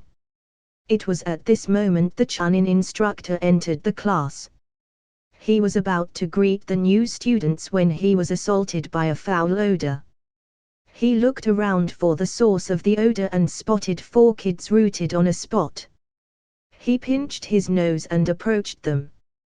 He called out to them, but there was no response. It dawned on him that the kids were under the effect of a genjutsu. He placed his index finger on their forehead as he released a surge of chakra to disrupt their chakra flow and thus dispel the genjutsu. But there was no reaction. He failed to release them from the genjutsu. The Chunin instructor frowned. This is not good. The kids are under the effect of a powerful genjutsu and I don't specialize in genjutsu. He began to search around in class as he questioned. What happened before my arrival? Explain it to me in detail now. One of the civilian kids stood up as he looked in my direction. The teacher followed his gaze and looked at me. The civilian kid began to explain all the things in detail without hiding anything. The Chunin instructor noticed the Uchiha clan symbol on my t-shirt and thought of handling this matter lightly. After all, he didn't want the Uchiha police force to pay a visit to his house to check his water meter. He walked up to me and asked, "Hey, kid. What's your name?" "I am Izuna Uchiha." I replied as a matter of fact and turned around and continued observing outside the window. The Chunin instructor was pissed at my attitude but he still asked, "Listen, kid. In fights between fellow students often occur in the academy but you shouldn't harm your classmates. When I was your age, I also got in many fights and beat down many other kids but I never harmed them permanently." I looked at the Chunin whose body looked like a pickled cucumber and said, "I believe you, sensei." The Chunin was angered by my scrutinizing gaze and laid-back attitude as he harumphed, "Kid. You should know when to stop in fights. If any of your classmates are seriously injured because of you then you would be expelled from the academy." I looked at the instructor and sheepishly smiled. "Teacher, if I was able to dispel the genjutsu, I would have dispelled it long ago, but I recently learned this genjutsu and haven't mastered it. It was only by chance that I accidentally cast it and it succeeded in my first attempt. Often, it will fail in every single attempt." I lied without batting an eye. The Chunin was perplexed. He nodded after a while. "Don't test your incomplete technique on your classmates as it may harm them. I will call a Jounin instructor to dispel the genjutsu." I nodded my head in agreement as I sat on my seat and continued gazing out of the window. Soon, a special Jounin skilled in genjutsu arrived in the classroom. He placed his hand on the civilian kids and began to dispel the genjutsu. He frowned for a second as he infused more chakra and was finally able to dispel the genjutsu. After a while, he repeated the process with other kids and finally freed them from their nightmare of a genjutsu. After being freed from the genjutsu, the kids slumped down on the ground as they laid weakly on the ground. They looked in my direction. I smiled at them and waved my hand. They were terrified beyond their limits and fainted. The Jounin instructor frowned as he said, "These kids are traumatized by a powerful genjutsu. Take them to the infirmary as soon as possible. As for you Uchiha kid, meet me after the class." Saying so, the Jounin flickered away from the classroom. The other kids jeered at my misfortune as I frowned. Here goes my evening training. Sigh, these kids asked for it, I can't help but give them what they wanted. What? They wanted a beating. So, I gave it to them. After this farce was over, the classes started normally. The first few classes were about the core curriculum of reading, writing, mathematics, science, and geography. I knew everything already and just meditated through the entire class. I started meditation when I tried mastering chakra control.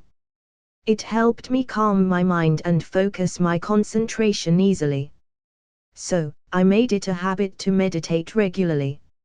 I was only expecting some gains from the class of Shinobi rules, tactics, and strategy. But I was disappointed by the class. The strategies they taught couldn't hold a candle to various advanced and military tactics of my original world. I have watched lots of historical movies and dramas and read many war novels in my free time. The history there was carved based on wars across nations. The maps will change every once in a while and the world was vast. I got to see a map of the Shinobi world in the Uchiha library. Most of the focus was around the hidden villages and 5 nations and some small nations around them. If mapped them according to the scale from my previous world, and it only amounted to the size of Asia area-wise with many scattered islands here and there.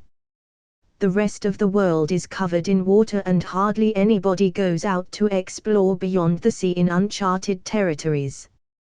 If I get a chance in the future, I would explore this world. If my understanding of this world is correct, then the Shinobi world is just a small self-sustaining dimension similar to various dimensions accessible by Rinnegan. Though I need to test the validity of my hypothesis. For now, let's focus on the class.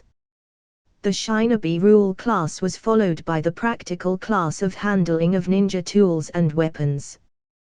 The Chunin instructor directed us to the training ground.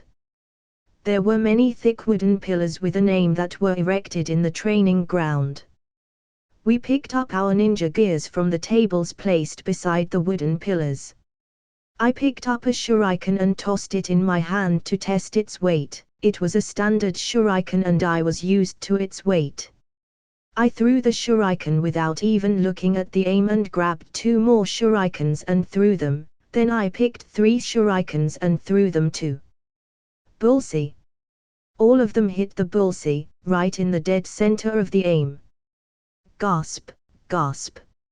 All of the nearby kids gasped and even the Chunin instructor was stunned by my proficiency in the shuriken jutsu. He had nothing to teach me. I was on the same level as him or possibly at a greater level than him. The fangirls cheered for me and boys jealously looked at me. All of them picked up their shurikens as they mimicked me and tossed them around, hoping to get a lucky hit. The shurikens flew around in the air as all of them missed their target. Izuna-kun is an Uchiha. All of the Uchihas are skilled in shuriken jutsu, so it is normal for him to be good with ninja tools. All of you must work diligently and would be able to perform the same feat as him after a while.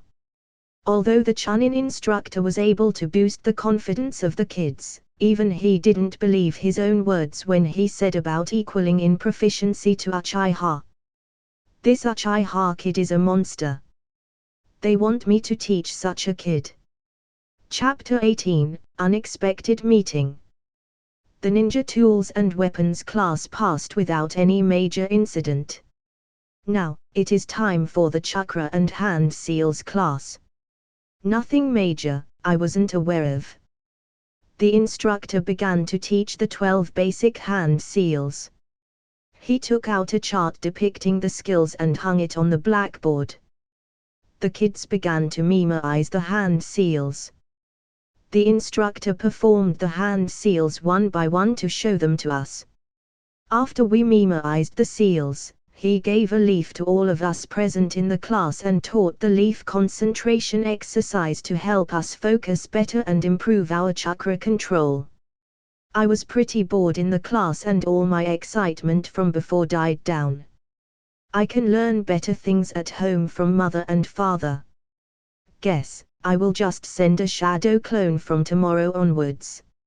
My chakra reserves are very high, so nobody will be suspicious of me for using clone as a substitute. If it comes to worst, I can just ask for early graduation. After Kakashi graduated from academy in just 4 months at the age of 5 and became a chunin at the age of 6. After the academy lessons were over, I walked out of the academy with a bunch of fangirls chasing behind me. This was the perk of being an Uchiha with the cool looks and cold attitude, but I got a headache from their continuous pestering.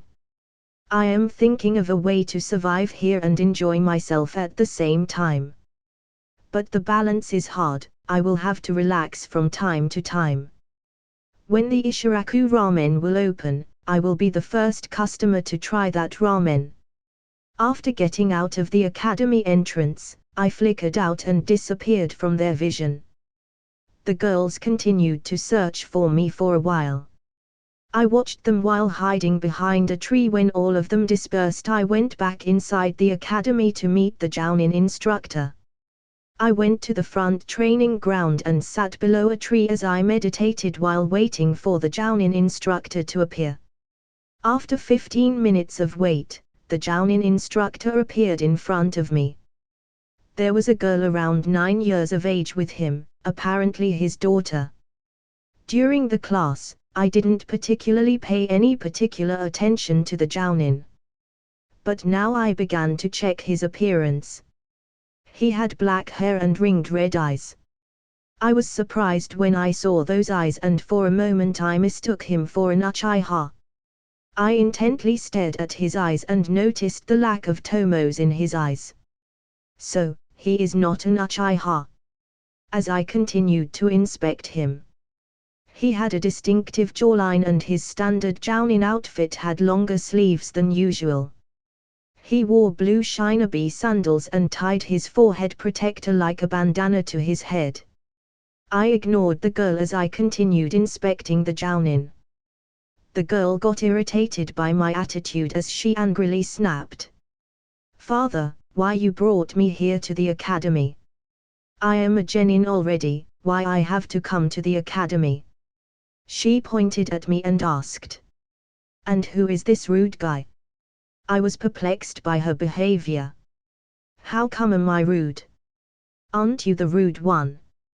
You called me here without any reason, I have training to do. Stop wasting my time if there isn't any matter. My name is Azuna Uchiha. I just joined the academy today." I introduced myself to the girl as I start to inspect her. She has long black untamed hair reaching all the way to her upper back. Her eyes were similar to her father, red eyes with a ring in them. She wore the standard Kunoichi genin outfit with her forehead protector tied on her forehead. Her appearance seemed familiar to me as it clicked my mind. Damn! Isn't she Kyoinai as a child? That's pretty wild, I didn't expect to meet her. I tried to recall Kyoinai's father's name but wasn't able to recall it. Maybe he was never mentioned in the anime or was a minor side character. As if right on cue, Kyoinai began to introduce herself. "I am Kyoinai Yuhai. I graduated this year from the academy and I am genin now." She flashed her forehead protector to me. I looked at her like I was looking at an idiot. Though I won't mind hooking up with her, but for now I have priorities. I looked at Kyoinai's father and asked, "May I ask why you called me here today? I think I didn't do anything in particular to warrant your interest except the genjutsu in the morning." He nodded at me as he began to introduce himself. "I am Shinku Yuhai, one of the Jounin instructors of the academy. Though you harmed your classmates, it wasn't an intentional act. I haven't called you here for that. What I am interested in is your genjutsu. I specialize in genjutsu and kenjutsu, but I am busy with the work from the academy." He pointed at Kyoinai as he spoke. "Your genjutsu skills are pretty good. So, I would like you to practice with my daughter Kyoinai and help her train in genjutsu." I shook my head in denial as I said, "I am sorry, sensei. I am just a kid. What can I teach a genin, and also I have to do some training after the academy and I won't be able to help her." Shinku was disappointed by my response, but he tried to persuade me as he pointed out, "Besides genjutsu, I am also skilled in kenjutsu. If you want, I can train you in kenjutsu while you help my daughter with her genjutsu training." I pondered for a while, this doesn't seem to be a bad idea. I can learn Kenjutsu while also practicing Genjutsu. Also, I can skip classes with the help of a shadow clone and in that time train in ninjutsu and shuriken jutsu. I made my plan as I nodded to him. Okay, sensei. I am ready. Tell me when and where to start the training. Shinku replied, we will start from tomorrow after your classes are over. The location would be training ground 5 of the village if it's fine with you. Okay. I will be there after the academy every day. Thank you, sensei. I will be taking my leave now. After Arjuna left, Kyoinai questioned Shinku. Father, why you want this kid who just joined the academy to teach me Genjutsu? Aren't you a better substitute for teaching me? What can that kid teach me? Shinku shook his head and replied. That kid has a very high talent in Genjutsu. It took me some effort to dispel the Genjutsu cast by him. He is only 5 years old and is still growing.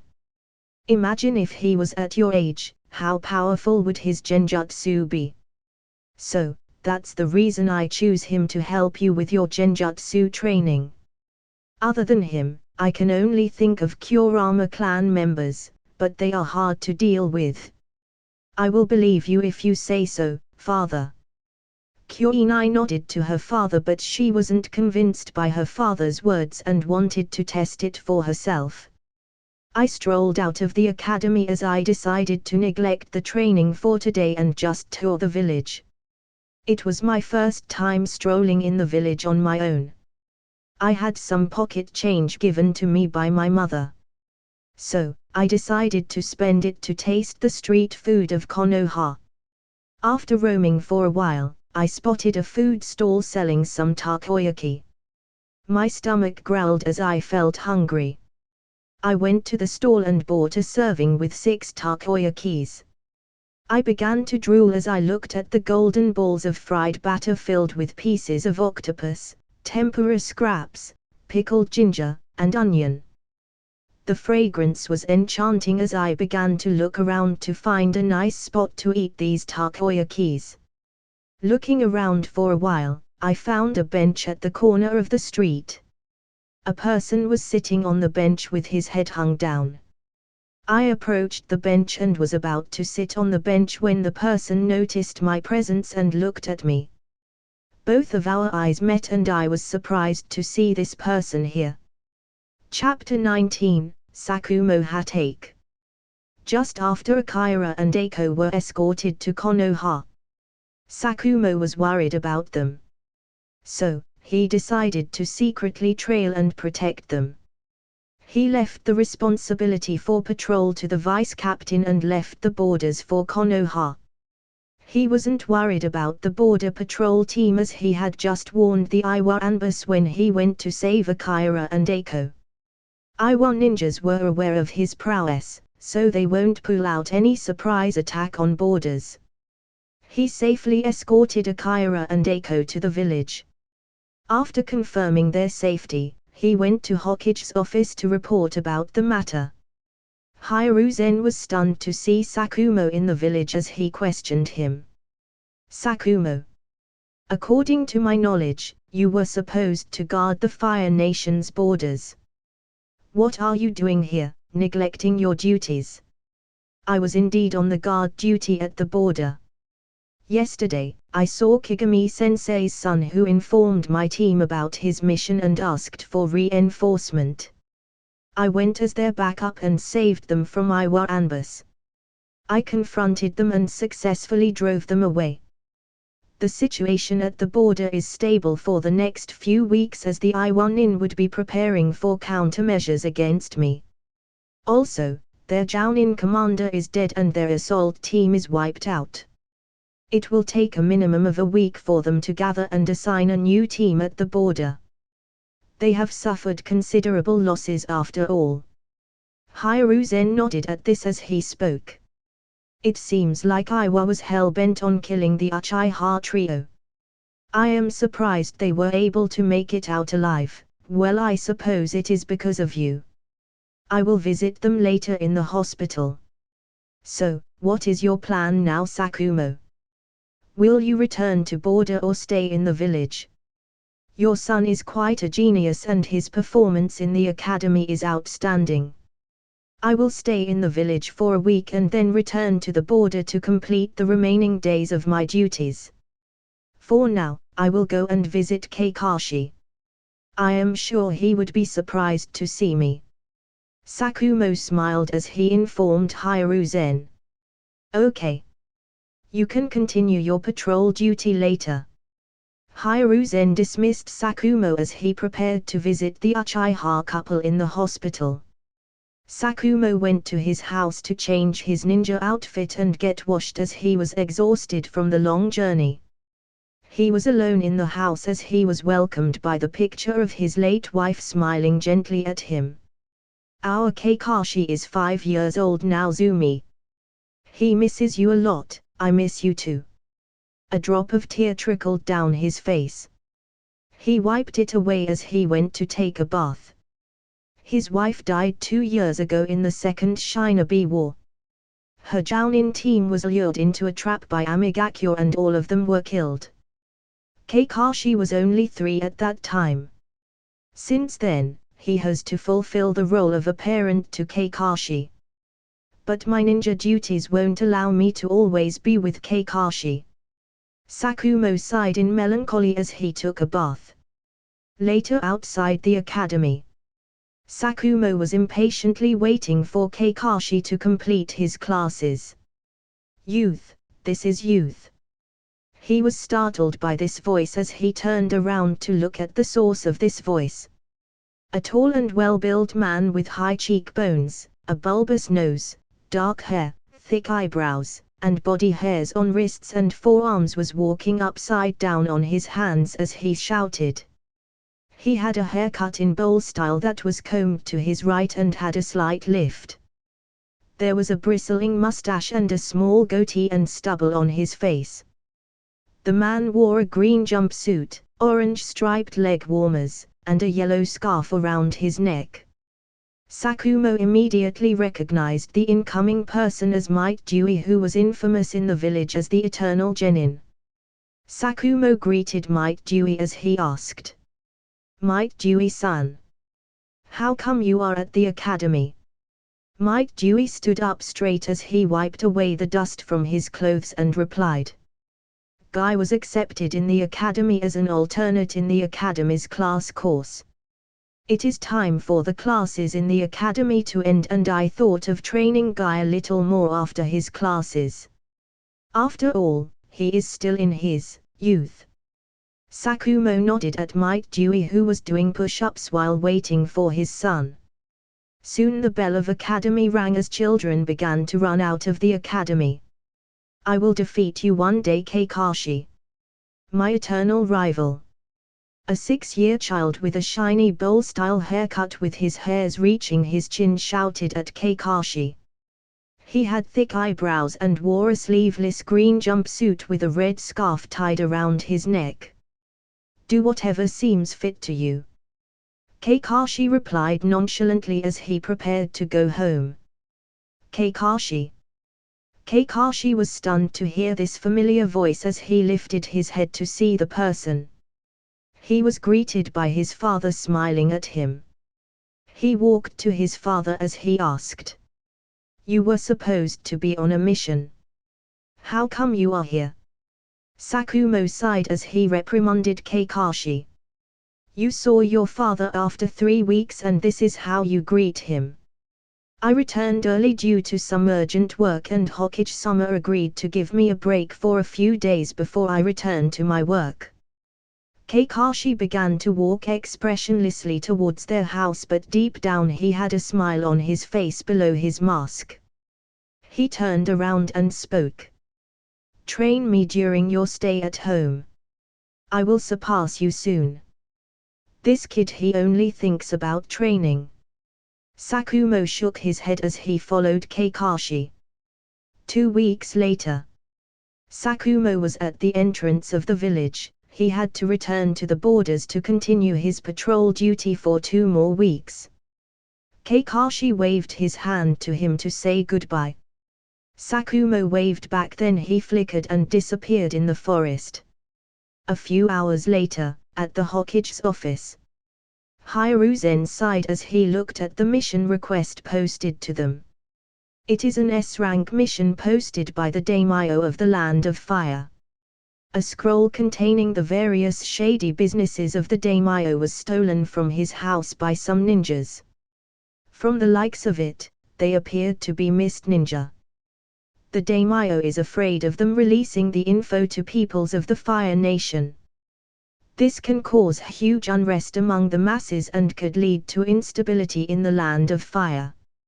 Hiruzen clutched his head as the daimyo had offered a huge sum of reward to handle this matter, but also warned that if they failed the mission, then the funding provided by daimyo would be reduced by 20%.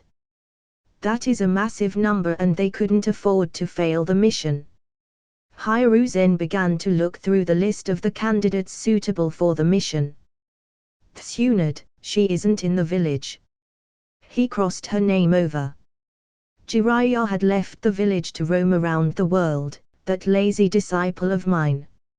I can't blame him though, his information network is very useful to the village. Orochimaru is out on a mission, he will take a while to come back. Fugaku Uchiha is still wary of us because of the death of so many Uchiha clansmen during the past few years. Sakumo, oh. Sakumo would be the best choice. Hiruzen waved his hand as he summoned an Anbu. Go. And summon Sakumo to my office. It is an emergency. The Anbu jumped out of the window and disappeared on the roofs. Hiruzen began to contemplate over the list of other people for the mission. After a while, the Anbu member reappeared in the Hokage's office as he informed him about the departure of Sakumo for the borders. So, he left for the borders earlier this morning. Considering his prowess, it would be hard to meet and inform him about the mission before tomorrow. Hiruzen had a headache as he thought of this matter. For now, gather these people in my office. He gave a list of names to the Anbu. Outside his office, in the lounge, the fat daimyo was sitting on the sofa as he covered his face with a fan and sipped some tea prepared for him. He anxiously looked towards Hokage's office as he shouted, I want to meet Hiruzen now. Inform him, we can't delay this matter anymore or my reputation will be besmirched, which won't fare well for Konoha. Deploy as many ninjas as you can, I want the mission to be a success. The receptionist had cold sweat trickling down her head as she tried to appease the daimyo. Daimyo-sama. Hokage-sama had sent someone to call some jounin to work on the mission. They will be here soon, please wait a little bit more. Humph. The daimyo harumphed angrily and continued to sip his tea. Inside the Hokage office, 10 jounins were saluting the Hokage with their one knee on the floor and head bent down. Hiruzen nodded to them as he began to explain the details of the missions. The jounins accepted the mission as they were ready to depart for the mission. Later on, during the mission, the ninjas were faced with a difficult situation of saving their comrade or continuing the mission. They chose the mission over their comrades. Although the mission was accomplished, Konoha lost 2 jounin commanders and 5 other jounins and 10 special jounins in the mission. This was a huge loss for Konoha as many of its capable ninjas died in the mission. The heavy involvement of 7 swordsmen of the mist was found in the mission. Chapter 20, A Difficult Choice Part 1. 4 years passed since that mission. Kakashi showed outstanding talents in the academy. So, he graduated from the academy in just 4 months of his entrance. A year later, Kakashi took the Chunin exam and was promoted to a Chunin. It was a record in the history of academy and Sakumo was proud of his son.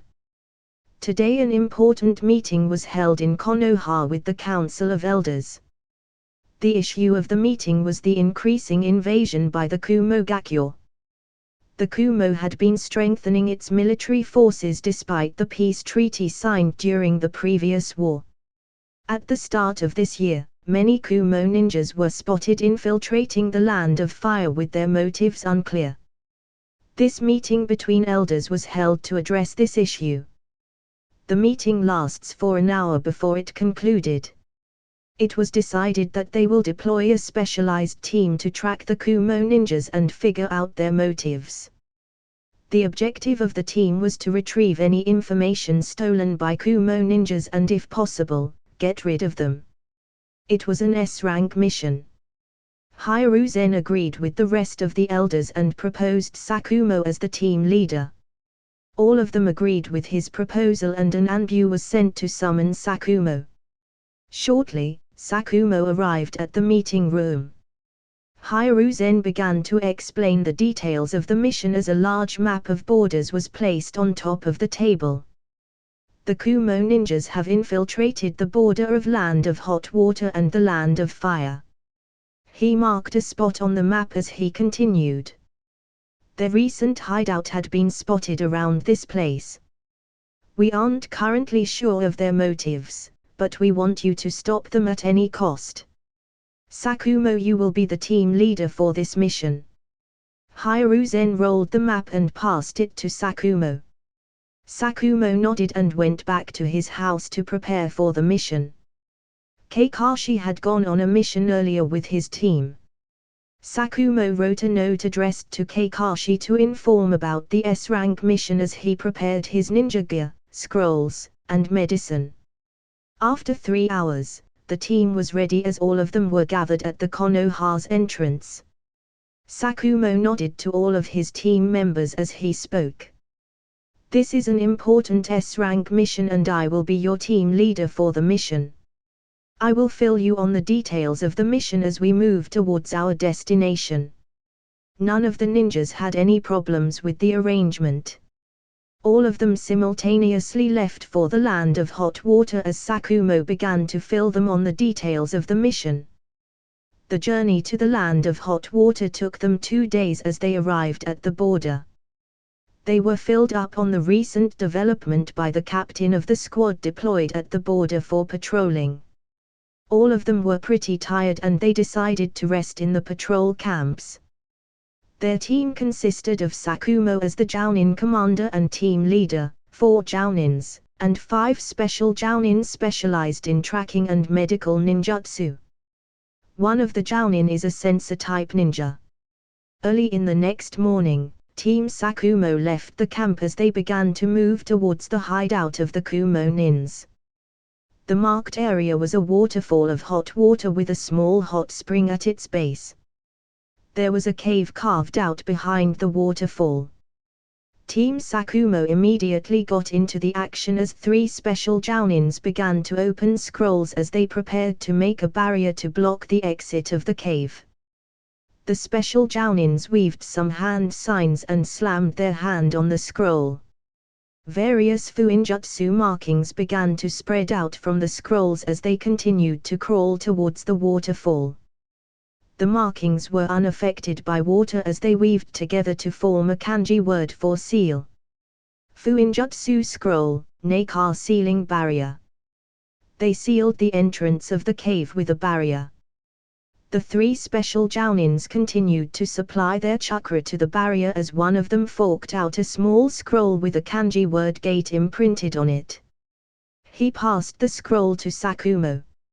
Sakumo took the scroll and together with other Jounins began to move towards the waterfall. He placed the small scroll on the seal as a small gate opened in the seal. All of the Jounins including the Sakumo went inside the cave to inspect the cave. It was very dark inside the cave as there was no lighting in the cave. One of the Jounin took out a glow stick from his pocket as he twisted it to generate light. It is dangerous to use fire-type jutsu as enemies may plant various explosive tags in the caves which can trigger from the heat of fire jutsu and explode causing the entire cave to collapse on their enemies. The other Jounins took out their kunais as they were ready for an ambush. They continued to march forward until the end of the cave, but weren't any signs of enemies. In front of them lied a rock table surrounded by many rock seats. The smell of charcoal was still apparent in the cave. Sakumo bent down to check the nearby ashes. The ashes were still warm, which mean that it hadn't been too long since the enemy left this place. Most of their signs were destroyed as the enemy team seemed to be in a hurry. Sakumo shook his head as he shouted to other Jounins. There is nothing useful here. The enemy nins deserted this place just a while ago. It seems like somehow they came to know of our arrival. Let's get out of here and search somewhere else. I am sure we can track their trail. All of the Jounins nodded as they prepared to move out. The light from the glow stick faded, creating darkness in the cave. As they moved forward, the Jounin prepared to take out another glow stick. One of the Jounin stepped on a stone. Click.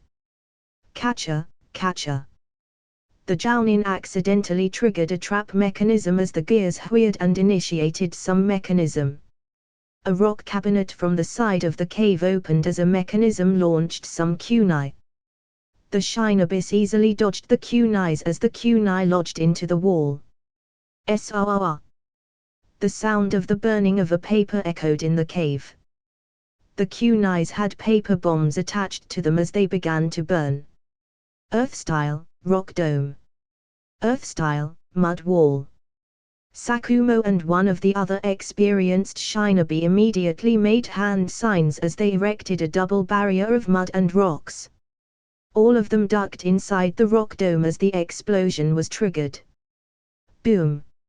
A loud explosion occurred inside the cave. The barrier at the entrance of the cave began to shake as the special Jounins were unable to hold back the explosion. They immediately stopped supplying chakra to the scrolls and collected the scroll and jumped back. The cave shook violently as it collapsed. Rocks, debris, and hot water began to pour inside the cave as it was blocked completely. The special Jounins looked worriedly at the remains of the cave as they couldn't hear any noise from the remains. The rocks and debris began to shake violently as they saw a jet of water breaking the rocks and opening a passage. Water-style, water dragon bullet. A huge water dragon was spurted out by Sakumo as the dragon launched a jet of water and began to break the rubbles. After clearing out the rubble, Sakumo and the rest of the Jounins broke free from the cave. The special Jounins heaved a sigh of relief as they approached the group. Sakumo immediately stopped them as he signaled the sensor ninja to check their surroundings. The Jounin immediately made hand signs as he placed one of his hand on the ground and created a seal. Sensing hexagram seal. He began to detect the nearby area for any chakra signatures. He spotted a chakra signature getting further away from them. 2 o'clock in the east, around 400 meters away. The rest of the Jounins immediately went on alert as they began to dash in the direction of the chakra signature. As they ran in the direction of the chakra signature, Sakumo began to contemplate over the events. Enemies lured them in a trap to deal with them in one go. Now the question is, had they prepared the trap to intentionally lure us, or is there a spy among us? Sakumo began to analyze all of the information he gathered during this time. The ashes inside the cave were still warm, which meant they left the cave a few hours ago. All of the shreds of evidence and trails were haphazardly cleared inside the cave, which means enemies were in a hurry. My team arrived at the camp late in the evening and spent the night with patrol guards. This means, there is only one possibility: there is a spy among the patrol guards who informed the Kumo ninjas during the night time. Chapter 21, A Difficult Choice Part 2. Team Sakumo continue to chase the enemy ninja sensed earlier by the sensor Jounin. Seeing that they were going nowhere, Sakumo applied some wind chakra to his feet and flickered in the direction of the escaping enemy. His speed increased drastically as Sakumo spotted the back of the ninja. The ninja sensed the arrival of Sakumo as he turned around and spotted Sakumo. The enemy ninja panicked and raised his speed up a notch. Sakumo also increased his speed to his limit and closed the gap between the two. Sakumo throws shurikens towards the enemy ninja, which lodges itself into the ninja's back. With a puff of smoke, the enemy ninja is replaced by a log of wood. Sakumo takes out his white chakra blade as he gets ready to engage the enemy. Water release, water bullet. A bullet of water is launched towards Sakumo. Sakumo infuses chakra into his chakra blade and slashes the jutsu. He is able to locate the location of the enemy from the previous attack as he immediately makes hand signs. Earth style, avalanche. Sakumo slams his hand on the ground, a tremor runs through the earth as the earth near the enemy ninja shook and he loses balance and gets trapped in the jutsu. Sakumo approaches the enemy ninja as he gets ready to prepare for any surprise attack. A kunai is hurled in the direction of Sakumo as Sakumo blocks it with his chakra blade and made some more hand signs. Earth style, mud prison. A cage made up of mud encloses the area and traps the enemy ninja. In the meantime, the rest of the members of Team Sakumo also arrives at the location. All of them surround the prison as Sakumo moves toward the prison to interrogate the enemy. All of them were surprised when the enemy turns out to be a member of the Border Patrol squad. They have found their spy. Sakumo prepared to interrogate the spy, but the spy pulls out a scroll from his flak jacket. The scroll was full of paper bombs. The spy makes a hand sign and infuses his chakra in the scroll. The scroll and chakra bombs are ignited as a blinding light engulfs them. Earth style, mud wall. Boom. A devastating explosion occurs which blows the nearby area and makes a crater at the location of the spy. The spy self-detonated together with the clue to the enemies. It seems like he was the one who set up the explosive trap in the cave. He followed us to ensure our death in the explosion. One of the Jounin speculated the possibility of spy's action. Sakumo agreed with the Jounin as he spoke. Let's head back to the camp. We have lost our lead, we have to scout nearby area again for another lead. All of them returned to the camp and Sakumo informed the patrol squad captain about the spy. The captain was surprised to hear about the spy. He immediately summoned the rest of his people and began to inspect them.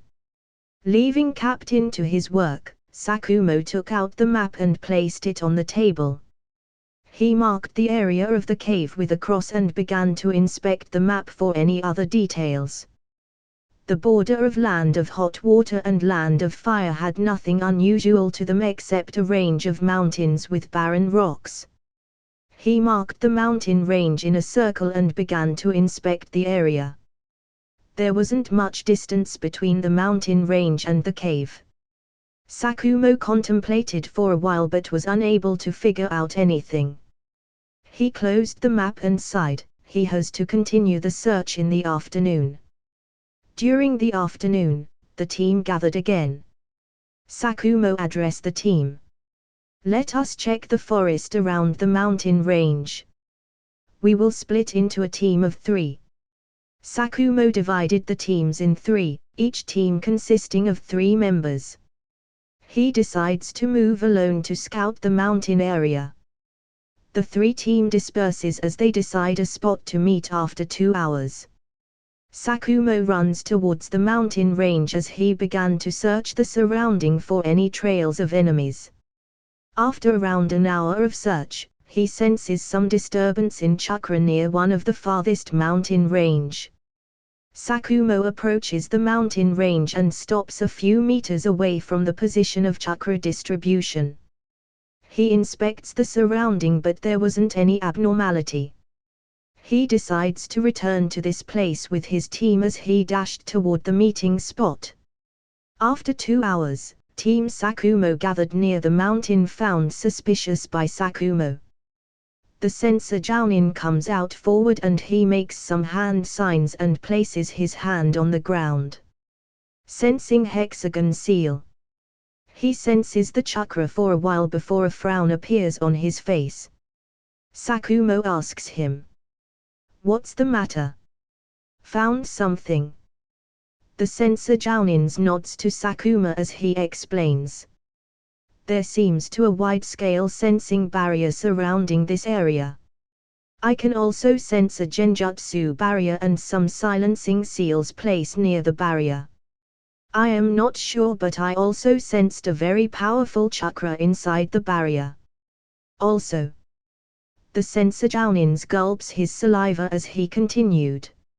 It seems like the person with the powerful chakra sensed our presence. What are we waiting for? Hurry and enter the barrier to scout the area. The enemy is already aware of our presence and we shouldn't give them a chance to prepare. The experienced Jounin rebuked others as they hurriedly trespassed in the barrier.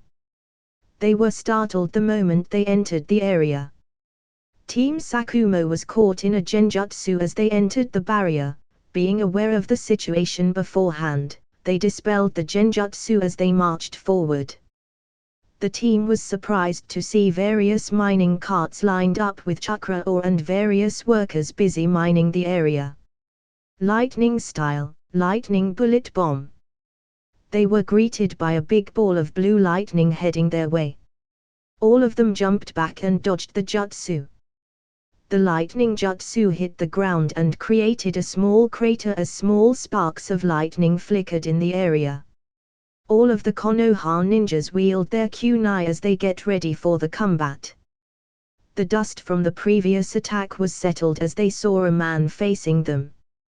The man had a long bicolor hair color of green and white with matching eyebrows. He had a purple mark in the shape of a diamond down the right side of his face.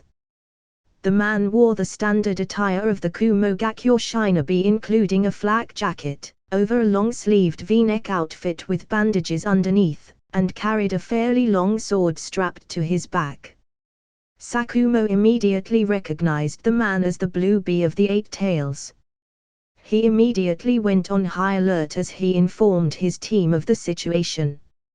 More and more of the Kumo ninjas surrounded them as another man appeared alongside Blue Bee. The man had dark skin and a muscular build, blonde hair which were combed back and a small goatee on his chin. His face had pronounced cheekbones and tear troughs under his eyes and a prominent crease across his forehead. He has pointed canines and his top lips have a darker hue than the bottom one. This man is the son of third Reikage, and another powerful Jounin near the level of a Kage. Fool. You're fool. I am Killer Bee of Kumo who is very cool. You're an adolescent boy with dark skin, muscular build, and long white hairs styled in a combed-back manner and tied by his forehead protector arrived beside her. He wore oval-shaped glasses and one strap over another flak jacket of Kumogakyo with a white scarf tied around his neck. Brother Ya. These Konoha fools will fall before my cool. Fool. Ya fool. Killer Bee, the adoptive brother and tag team partner of Sakumo, had a grim expression on his face. The difficulty of the mission had increased by a notch. Our mission had changed from gathering information to retrieving the stolen chakra ore from the Kumo shinobi. The experienced Jounin muttered to his teammates. We won't be able to complete the mission. We need to retreat. Sakumo immediately announced to his teammates. The mission is more important than our lives. We can't afford to allow Kumo to carry such large amounts of chakra ores back to their village. Another Jounin chimed in and all of the other members agreed with him on this matter. We will hold them back. Sakumo, you retrieve the scroll and run back to the village. With your capabilities, It won't be easy for them to chase and retrieve the scroll from you. We will sacrifice ourselves for this mission." The experienced Jounin advised Sakumo. "No, this won't do. I am your team leader, listen to me. Retreat to the village, while I hold them back. Your lives are more important." Without waiting for their reply, Sakumo engaged the three of Kumo Shinobis. The rest of Team Sakumo members looked helplessly at Sakumo and retreated. Sakumo is their leader and thus is their superior. Disobeying his orders will lead to insubordination. They weren't happy over their leader's decision. It would be a great loss for the village to lose such large amounts of chakra ores. So that's it guys, hope you like the video. Like, share and subscribe the channel for more such videos, and tell me in the comment section if you have any questions or recommendation about the new What If series you guys wants to listen. Peace.